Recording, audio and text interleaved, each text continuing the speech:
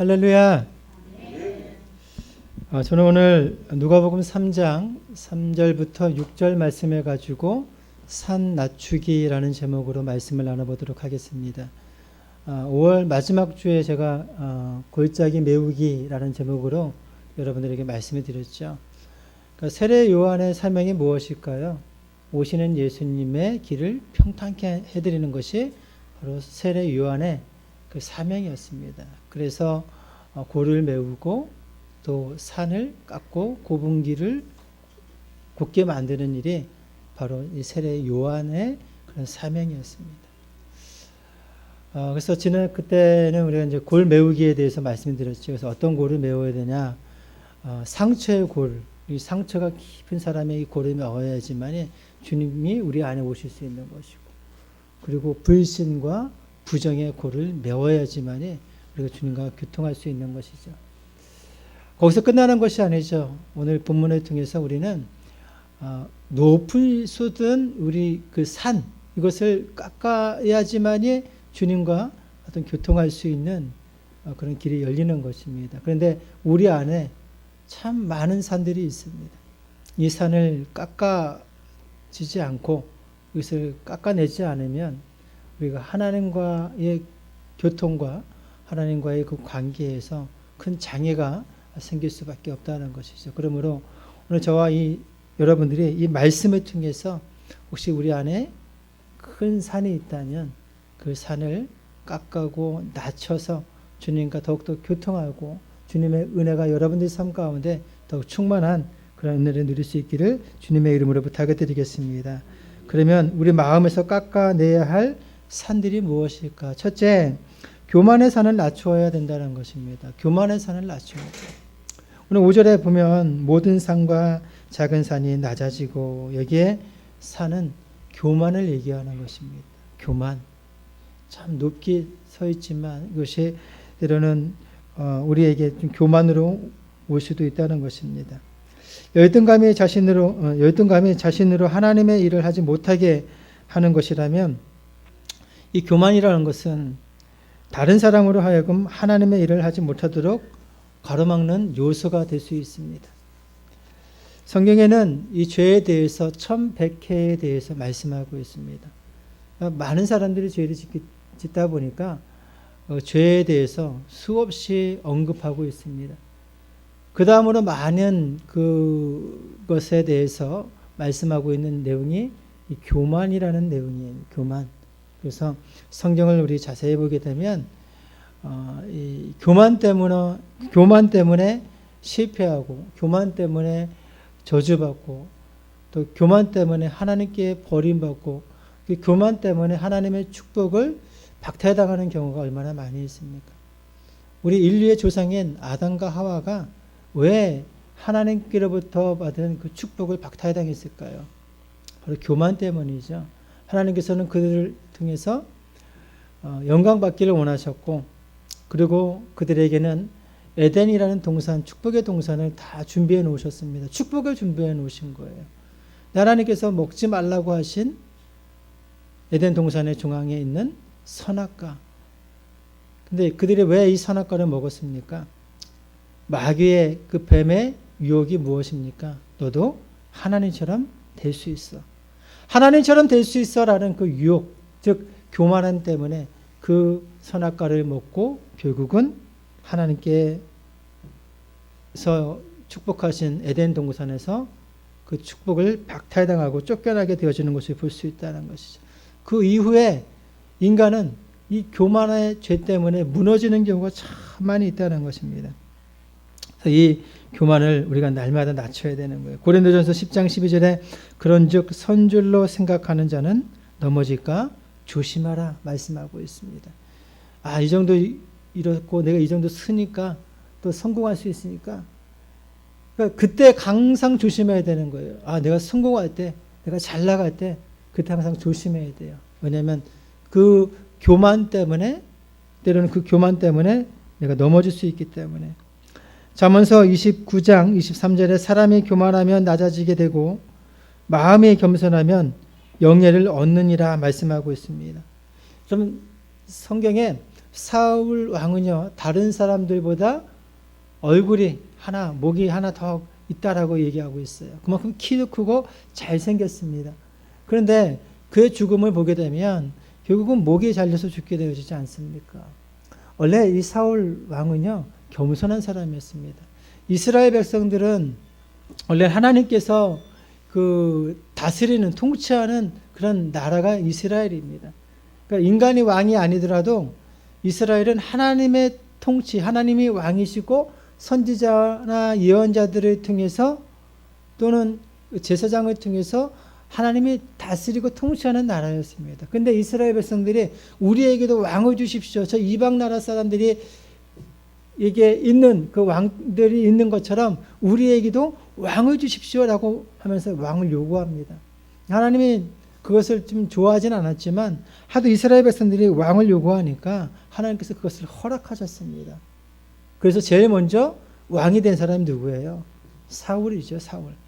이 사울이라는 청년은 처음에 겸손한 사람이었습니다. 그래서 하나님을 잘 섬기는 사람이었고 겸손한 사람이었고 순종을 잘하는 사람이었습니다. 그가 그 기름 부음으로 왕이 될 때도 그는 그것에 참 부끄러워했고 겸손한 사람이었습니다. 그런데 왕이 되고 시간이 흐르면서 그의 마음은 변하기 시작합니다. 하나님은 안중해 보이지 않아요. 선지자도 안중해 보이지 않아요. 그래서 하나님의 말씀도 또 선지자의 그 말씀도 그의 귀에 들려오지 않고 자기 멋대로 자기 뜻대로 하려고 했다가 결국은 그 교만함 때문에 그는 그 전쟁터에 나가서 죽고 그리고 거기서 끝난 것이 아니라 그 한 사람의 그 교만함 때문에 그 가문이 다 망하게 되어지는 것을 볼 수 있다는 것이죠. 이처럼 여러분 이 교만한 것은 죄악 중에 죄악인 것입니다. 이 교만은 하나님의 가장 싫어하시는 것입니다. 사탄이 왜 생겼어요?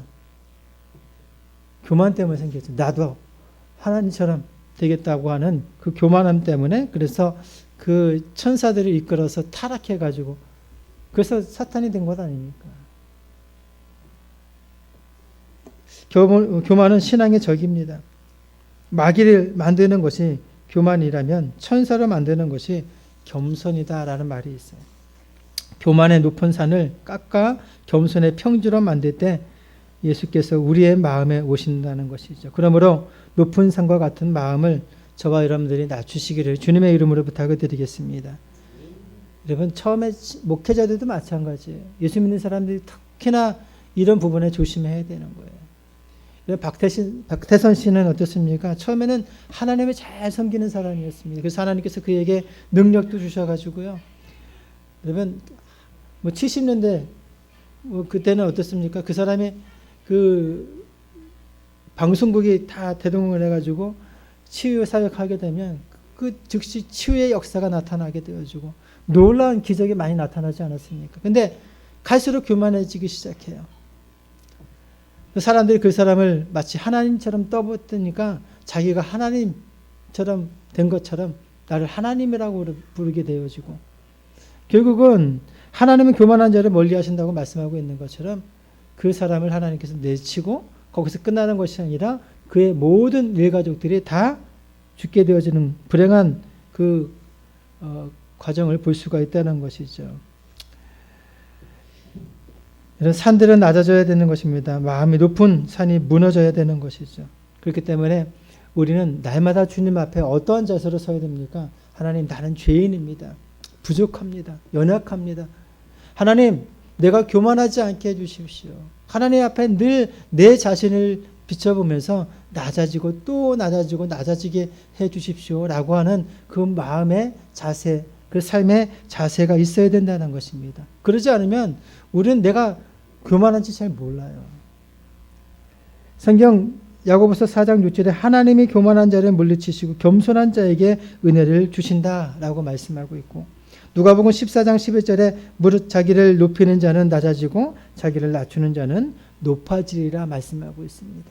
하나님은 스스로 높아지려고 하는 사람을 하나님께서 내리치면서 낮게 만드십니다. 그러나 저는 부족합니다라고 하면서 겸손한 자를 하나님께서 높여주시는 거예요. 영국의 어떤 교회는요, 교회는 큰데 문이 되게 작다 그래요. 그 입구에 들어가는 사람, 그 교회에 들어가는 사람은요, 고개를 뻣뻣이 하고서 들어갈 수 없다 그래요. 다 고개를 숙이고 들어가야 된다는 거야. 들어가야 한다는 것이죠. 즉, 교만하면 못 들어간다는 거예요. 교만하면 그 입구에서 걸려 부딪혀서 다칠 수밖에 없습니다. 천국도 마찬가지예요. 하나님 나라는 누가 들어갈 수 있는 것입니까? 나는 능력 있습니다. 난 잘났습니다. 난 똑똑합니다. 난 뭐든지 할 수 있습니다. 라고 하면서 교만한 사람은 천국에 들어갈 수 없는 거예요. 하나님의 나라를 들어갈 수 있는 사람은, 또 하나님이 쓰시는 사람은 어떤 사람이냐? 바로 겸손한 자. 겸손해서 나는 부족합니다. 라고 하면서 고개에 숙일 줄 알고, 그리고 주님 앞에 바짝 엎드러지는 자가 천국에 들어갈 수 있는 것이고, 이 땅에서도 하나님께서 쓰시는 자는 똑똑한 자가 아니라 하나님 앞에 엎드러지는 자, 겸손한 자를 하나님께서 쓰신다는 사실을 믿으시기 주님의 이름으로 부탁을 드리겠습니다. 여러분, 모세를 보십시오. 모세는요, 그는 애굽에서 자랐습니다. 그 양자로 자라지 않았습니까? 그래서 그는 자기의 힘으로 이스라엘 백성, 즉 히브리인들을 구원하려고 하는 그런 마음이 있었습니다. 어떻게 보면 교만한 마음이죠. 근데 결국은 어떻게 됩니까? 그는 살인죄로 인해서 결국은 도망하게 되어지고 광야에서 40년을 보내게 되어지는 것을 볼 수 있습니다. 근데 하나님께서는 그 40년 동안 그 모세가 그 광야에서 철저하게 훈련을 받게 만듭니다. 겸손하게 만들어요. 그리고 나이 80이 됐을 때 하나님께서 그를 부를 때 그는 뭐라고 얘기합니까? 하나님, 저는 부족합니다. 나는 말할 수 없는 사람이고 말도 잘 못하는 사람입니다. 그리고 나이도 지금 80인데 무엇을 할 수 있겠습니까? 라고 하면서 자신을 극구 부인합니다. 그때 하나님께서 쓰시는 거예요. 그래서 하나님께서는 그 모세를 80에 사용하시고 또 이스라엘 백성들을 그 애굽에서 해방시키는 지도자로 세워주신 것을 볼 수 있다는 것이죠. 여러분, 바울도 어떻습니까? 바울 얼마나 똑똑한 사람입니까? 근데 하나님께서 그를 쓰실 때 그 똑똑함을 쓰신 게 아니에요.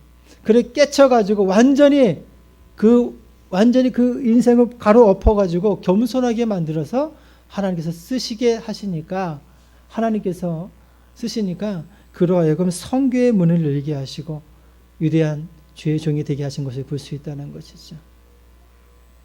여러분, 조영기 목사님의 늘 목회하면서 뭐라 해야 되나요? 그분의 늘 부족한 것이 뭐였냐면, 그분이 그런 얘기예요. 나는 학력에 대한 갈증이 있다라고 얘기합니다. 그럼에도 불구하고 하나님께서 글을 써주신 것이 무엇이? 만약에 하나님께서 조영기 목사님을 진짜 고학력, 박사학위에 진짜 그런 것들을 주셨더라면 그분이 어떻게 됐을까라는 생각을 한번 해봅니다. 또한 그분이 건강했더라면. 근데 그분은 그런 게 없었어요. 폐병도 있었고 또 가난했었고요. 그리고 배운 것이 학식이 그렇게 많지 않았어요. 누가 들어쓰신 것입니까? 하나님이 들어쓰신 거예요. 겸손해지니까 하나님께서 그를 들어쓰셔가지고 세계적인 주의 종으로 들어써 주신 것을 볼 수 있다는 것입니다. 그리고 가난한 나라, 여러분 60년대는 우리나라가 가장 가난한 나라였습니다.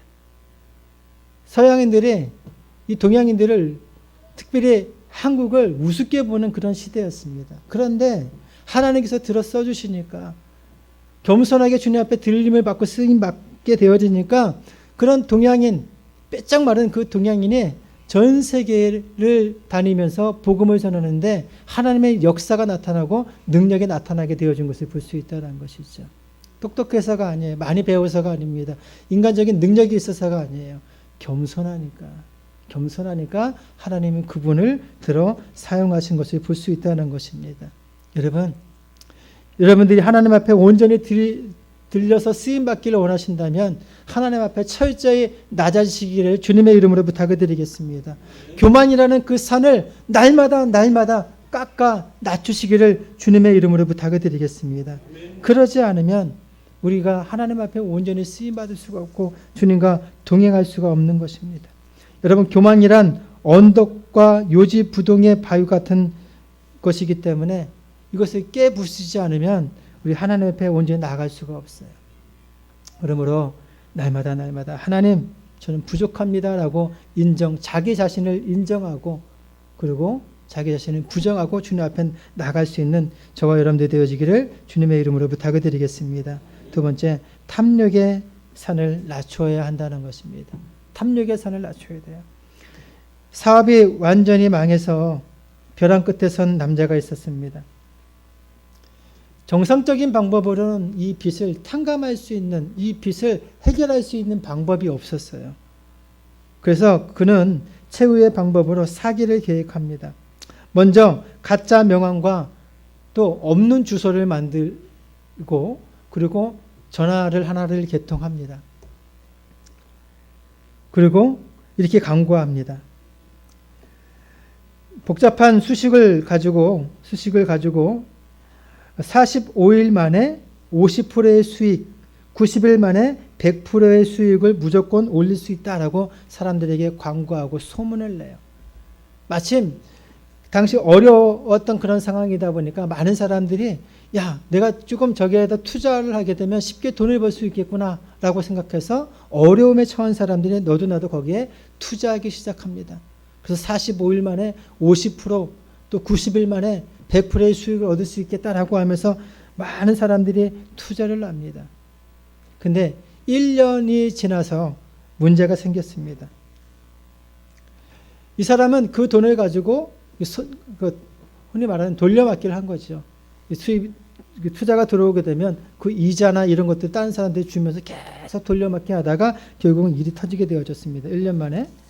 그러고 나서 어떤 문제가 생겼냐면 이 일로 인해 가지고 결국은 이 8개월 만에 5개의 은행이 파산하게 되어졌고 2천억 원이 넘는 돈이 순간 증발해 버렸습니다. 희대의 사기극을 벌인 이 찰스 폰지는 이 일로 사기의 대명사가 되었고 지금도 유령 회사를 세워 투자자를 모으는 방식의 투자를 폰지 사기라고 부르고 있습니다. 그러니까 일확천금을 벌기 위한 욕심 때문에 이런 일이 벌어지는 것을 볼 수가 있습니다. 지금도 뉴스에 보게 되면 이런 사기들이 얼마나 많이 있습니까? 과도한 욕심 때문에 결국은 문제를 얻고 또 사기를 당하는 경우를 볼 수가 있다는 것입니다. 잘못된 탐욕은 모두를 수렁에 빠뜨립니다. 단기간에 얻을 수 있는 높은 수익보다 매일매일의 수고를 얻는 노동의 가치를 훨씬 귀중하게 여길 수 있는 그런 마음을 우리가 가져야 된다는 것입니다. 필요 이상의 욕심을 내지 않고 오늘 내게 주신 은혜에 만족하는 그런 주님만 의지하는 그런 삶을 살 때 우리는 진정한 은혜를 복을 누릴 수 있는 것이라는 것이죠. 우리 마음속에 우리가 쌓아놓은 이 탐욕과 정욕과 욕심의 산이 거대하게 자리 잡고 있음을 우리가 늘 삶을 통해서 발견할 수 있는데 이것을 날마다 깎아내려야 된다는 것입니다. 마태복음 23장 25절에 화 있을진저 외식하는 서기관들과 바리새인들이여 장과 대접의 겉은 깨끗이 하되 그 안에는 탐욕과 방탕으로 가득하는도다 라고 말씀하고 있고 베드로후서 2장 14절에 음심이 가득한 눈을 가지고 범죄하기를 쉬지 아니하고 굳세지 못한 영혼을 유혹하며 탐욕에 연단된 마음을 가진 자들이니 저주의 자식이라 말씀하고 있음을 볼 수 있다는 것이죠. 탐욕은 여러분 우리를 망하게 하는 그런 지름길인 것입니다. 대부분의 사람들이 망하는 이유가 과도한 탐욕 때문에 망할 수밖에 없는 거예요. 여러분 제주의 과일하면 유명한 게 무엇입니까? 귤이죠. 귤. 근데 여러분 이 귤을 여러분 그냥 진짜 먹기 좋고 또 이 크기도 적당한 그 귤을 만들기 위해서는요 욕심을 버려야 된다는 사실을 아십니까? 과도한 욕심을 버리게 되면 제대로 된 그런 귤을 생산해낼 수가 없다는 것입니다. 제주도 이 귤을 할 때 꽃팍이란 그런 그 작품성이 있는 적당한 크기를 귀를 만들기 위해 나무마다 과실수를 조절하는 일이 있다고 하는데, 꽃을 너무 많이 따면 귤 숫자가 적어져서 그 키가 사과나 배만큼 커지고, 또 꽃을 적게 따면 영양분을 제대로 공급받지 못한 귤이 많아져서 마치 방울토마토처럼 작아진다고 합니다. 꽃잎을 땄는데 열매가 많이 열리면 동전 크기 정도가 되기 전에 적당 수량만 남기고 버린다고 한다는 것이죠. 이 버려지는 것이 얼마나 아깝겠습니까? 땀 흘려 수고한 것인데, 다 돈인데, 그런데도 버린다고 한다는 것이 적당량만 남겨놓는다는 거예요. 이유가 무엇입니까? 진짜 먹기 좋고 크기도 적당한 것, 진짜 상품성 있는 것을 만들기 위해서 아깝지만 필요하지 않은 것들은 다 뜯어가지고 잘라가지고 버리게 되어진다는 것을 볼 수 있다는 것이죠. 여러분, 우리 인간도 마찬가지, 우리도 마찬가지입니다. 너무 과도한 욕심을 버리게 되면 그때부터 문제가 생길 수밖에 없어요. 그래서 우리 건강도 마찬가지지 않겠습니까? 음식도 많이 있다고 다 먹어서는 안 된다는 거예요. 적당히 내가 먹을 수 있는 양, 그래서 적당한 유지선을 만들어야지 건강을 유지할 수 있는 거예요. 있다고 다 먹다 보게 되면 거기서 건강에 문제가 생길 수밖에 없는 것이죠. 또 운동도 마찬가지예요. 운동이 좋긴 하지만 과도한 운동 결국은 내 몸을 망칠 수도 있는 것이죠. 말하는 것도 마찬가지예요. 말도 여러분 적당히 말을 해야지, 말수가 너무 없어도 문제고 말이 너무 많아도 문제예요. 그래서 적당하게, 말이 많으면 그 말 때문에 실수해가지고 오히려 인간관계, 대인관계가 무너질 수밖에 없지 않습니까? 그러므로 적당한 것, 생각도 마찬가지예요. 너무 생각 없는 것도 문제겠지만 생각이 너무 많은 것도 문제예요. 너무 생각이 많게 되면 오히려 그것 때문에 더 문제가 생기게 되어지고 고민이 생기게 되어지고, 그리고 정신이 복잡해져서 오히려 일을 제대로 처리하지 못하는 경우를 볼 수 있다는 것이죠. 그러므로 우리는 어떨 때 보면 적당한 것이 참 좋은 거예요. 하나님께서 이스라엘 백성들에게 그 광야에서 먹을 것을 주셨습니다. 만나라는 음식을 주셨습니다. 근데 이 만나의 특징은 뭐냐면 하루가 지나면 썩고 벌레가 생긴다는 거예요. 하나님께서 이스라엘 백성들에게 만나를 주시면서 뭐라고 말씀하시냐면 그것을 다음 날까지 가지 말라. 대신에 그러니까 안식일 전날에는 그것을 그 다음 날까지 먹을 것은 준비해도 되지만, 그러나 평일 같은 경우에는 그것을 다음 날 것까지 과도하게 그것을 준비해 놓지 말 것을 말씀하고, 욕심 부리지 말 것을 말씀하고 있어요. 근데 사람들은 그럼에도 불구하고 욕심을 부립니다. 그래서 다음 날 지금 당장 먹을 거 아닌 매일같이 하나님께서 만나라는 그 은혜의 음식을 양식을 주심에도 불구하고 내일 먹을 것을 쌓아놨다가 아침에 되니까 그 썩고 벌레가 생기는 일이 벌어지는 것을 볼 수 있다는 것이죠. 여러분, 하나님께서 우리에게 매일같이 주시는 은혜의 만나가 있습니다. 그것에 여러분 감사하고 그것을 받아들이며 그것을 쓸 수 있는 저와 여러분들이 되어지기 주님의 이름으로 부탁을 드리겠습니다. 과도한 욕심은 오히려 우리 영혼을 망치는 일이에요. 여러분, 황금알을 낳는 알이라는 그런 이솝 우화를 여러분 들어보셨을 거예요. 한 농부가 그 집에 거위가 하나가 있었는데 그 거위는 어느 날부턴가 알을 낳는데 황금알 하나씩 낳는 거예요. 참 신기했습니다. 아니 갑자기 황금알을 낳으니까 참 신기했습니다. 그리고 신통방통하고, 그래서 그 알을 가지고 시장에 가서 팔아가지고 음식도 사 먹고 필요한 옷도 그리고 여러 가지 필요한 것들을 사서 쓰기 시작했는데 매일 그렇게 진짜 그 살게 되어졌는데 어느 날부턴가 욕심이 나기 시작했습니다. 이거 갖고 좀 부족한 것 같아. 그래서 더 많은 집, 더 좋은 집과 더 좋은 음식과 더 좋은 옷을 입고 싶은 그 욕심에 이 농부는 결국은 그 거위의 배를 가르게 되면 더 많은 황금 알이 나올 거라고 생각을 하고서 그 거위의 배를 가르게 되어지는 것을 볼 수 있죠. 그때 황금알이 나온 것이 아니라 오히려 내장들이 나오게 되어져. 결국은 그 거인은 죽게 되어지는 것을 볼 수 있다는 것입니다. 여러분, 과도한 욕심 때문에 벌어진 일이에요. 하루하루 주어진 황금알 그 하나에 만족하지 못하니까 결국은 이러한 일이 벌어지는 것을 볼 수 있다는 것이죠. 하나님께서 우리에게 매일같이 은혜를 베풀어 주십니다. 매일같이 하나님께서 우리에게 축복을 주십니다. 여러분, 그것에 감사할 수 있는 저와 여러분들이 되어지기를 주님의 이름으로 부탁을 드리겠습니다. 불평하면 안 돼요. 오히려 더 감사하면 더 많은 것, 더 큰 것을 주시지만 불평과 원망 그리고 더 욕심 부리게 되면 있는 것도 빼앗길 수밖에 없는 것입니다. 갈라디아서 5장 16절에 내가 이르노니 너희는 성령을 쫓아 행하라 그리하면 육체의 욕심을 이루지 아니하리라 말씀하고 있음을 볼 수 있다는 것입니다. 그러므로 여러분, 성령님께서 우리 안에 오셔서 우리로 하여금 욕심 부리지 않고 자족하면서 감사할 수 있는 그런 마음을 갖고 살 수 있도록 여러분 살아갈 수 있기를 주님의 이름으로 부탁을 드리겠습니다. 마지막 세 번째, 염려의 산을 낮춰야 된다는 것입니다. 염려의 산. 우리 인간들의 마음속에 쌓은 또 하나의 산은 염려, 걱정, 근심이라는 것이죠. 누가복음 21장 34절에 너희는 스스로 조심하라. 그렇지 않으면 방탕함과 술 취함과 생활의 염려로 마음이 둔하여지고 뜻밖의 그 날이 덕과 같이 너희에게 임하리라 말씀하고 있습니다. 누가복음 12장 22절도 또 제자들에게 이르시되 이러므로 내가 너희에게 이르노니 너희 목숨을 위하여 무엇을 먹을까 무엇을 위하여 무엇을 입을까 염려하지 말라 말씀하고 있습니다.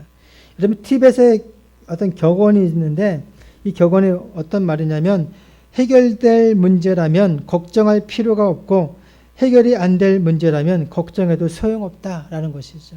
그렇죠? 해결될 문제인데 무엇을 걱정하겠습니까? 근데 해결되어지지 않을 문제인데 또 무엇하러 걱정할 필요가 뭐 있겠습니까? 옛날 중국의 기나라에 걱정을 너무 많이 하는 사람이 살고 있었습니다. 이 사람은 당장이라도 하늘이 무너질 것 같은 그런 두려움이 있었어요. 매일같이 하늘이 무너지면 어떡할까? 하늘이 무너지면 어떡할까라는 그 염려를 갖고 살았습니다. 근데 그 염려 때문에 잠도 제대로 자지 못하는 거예요. 그로 인해서 결국은 신경쇠약으로 죽게 되어졌다고 하는데 이때부터 쓸데없는 걱정을 하는 사람들, 기우라는 말을 쓰기 시작했다고 합니다. 걱정은 하면 할수록 끝이 없어요. 작은 걱정 하나지만 이 걱정이 하루 지나면 2개가 되어지고 또 하루 지나면 3개, 4개가 되어지고 계속 눈덩이처럼 벌어질 수밖에 없어요. 사람들은 자꾸 걱정합니다. 일어나지 않은 일에 대해서 걱정해요.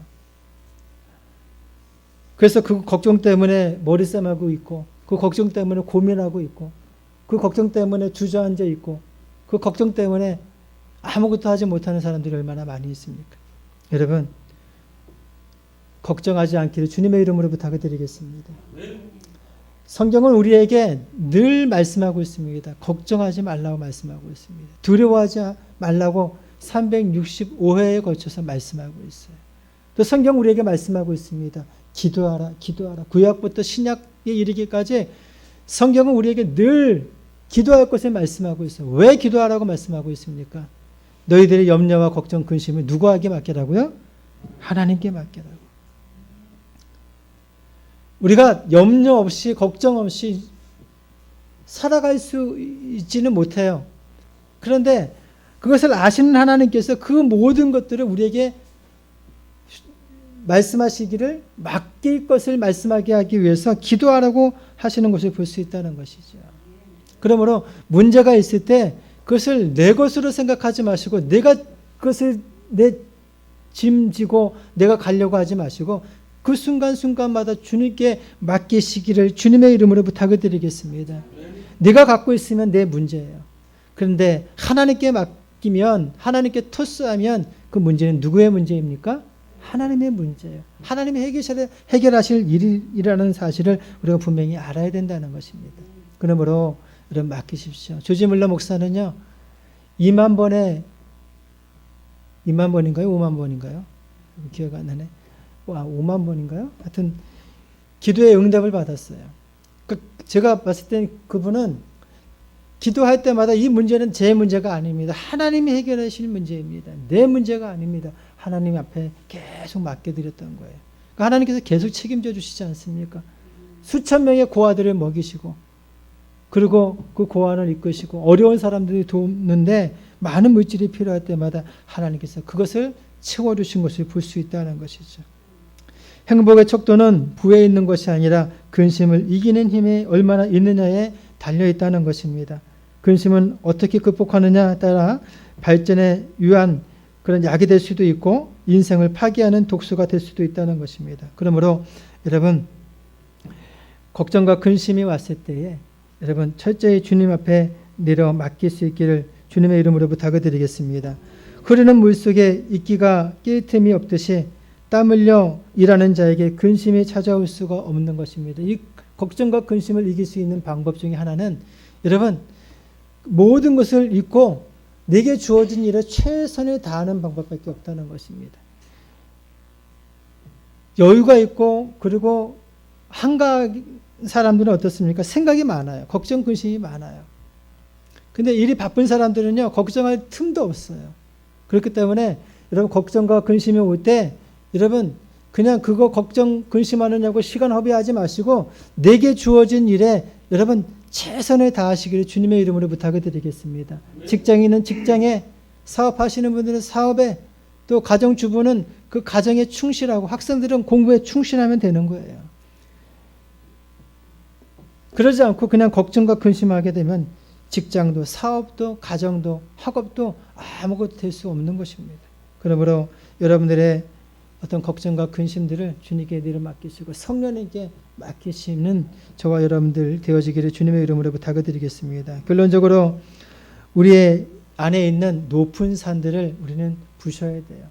그 첫 번째가 교만의 산을 낮춰 깎아버리는 것이고, 또 두 번째로는 탐욕, 이 탐욕을 통해서 내가 하나님 앞에 죄를 범하지 않도록 그 탐욕이라는 산을 날마다 깎아버리는 것이고, 또 염려의 산, 그래서 생활하는데 이 염려로 인해서 내가 해야 될 일을 못하게 만드는 방해하는 그 장애물들을, 그 요소들을 내가 주어진 일에 최선을 다하고 하나님께 맡김을 통해서 이 산을 깎아낼 수 있는 저와 여러분들 되어지기를 주님의 이름으로 부탁을 드리겠습니다. 이 산을 깎는 즉시 여러분들은 하나님과 더 깊은 교제와 교통을 할 수 있다는 사실을 잊지 않기를 주님의 이름으로 부탁을 드리겠습니다.